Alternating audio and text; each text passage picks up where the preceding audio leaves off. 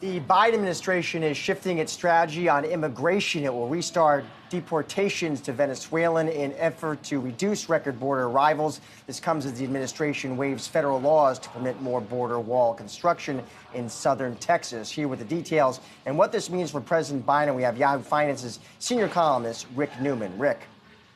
Hey guys, right. Surprising turn of events here. So the news just today, the Biden administration is going to begin flying Venezuelans back to their home country if they can't demonstrate that they meet all the requirements for residency here in the United States. And then right before that, earlier today, we got news that the Biden administration actually plans to complete construction on some portions of Donald Trump's border wall, which sounds like a complete flip, of course, because Biden denounced Trump's border wall.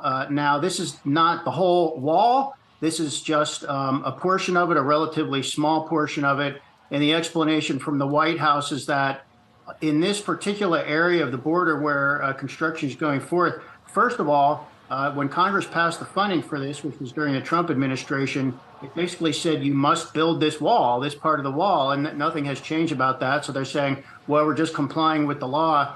And they're also saying that these barriers make more sense than an entire wall for hundreds of miles along the whole border. But what's really happening here, clearly, Biden has just been taking a beating on immigration. It's one of the areas where he polls worst. And we have had an influx of migrants into the United States. So the Biden administration, shifting course here, realizing they have to demonstrate that they are getting the border under control, because voters don't think it is under control, especially when you have migrants now overrunning places like New York City and some of the West Coast cities, Democratic enclaves. So there is clearly an imperative in the White House to do something about immigration.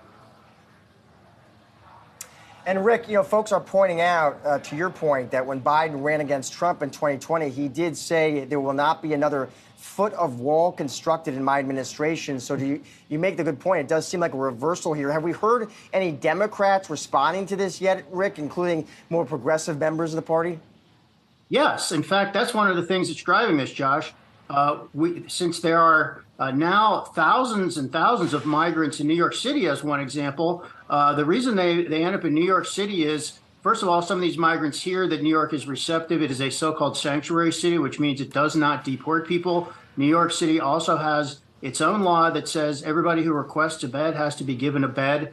And there are just too many migrants for the city to handle. So you've had the mayor of New York City, Eric Adams, and also the governor of New York State, Kathy Hochul, basically imploring the Biden administration do something about this. And Kathy Hochul, the New York State governor, has even been saying, we need to stop immigrants at the border. So you've got the leaders in some, so-called progressive Democratic states sounding like Republicans, because guess what? The border and the migration problem is now literally in their front yard.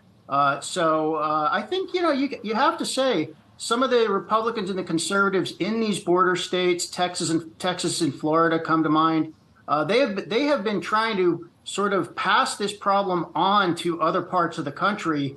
And when it is your problem, it's a real mess. And suddenly you feel like there needs to be a better way of dealing with this. Just final point I guess I'll make, Josh, is Congress refuses to deal with this. There are many proposals on the table for immigration reform that would do different things to try to deal with this problem. Congress just doesn't do anything. So every administration that comes in has to deal with it at the executive level. And Biden is now learning what a headache that is.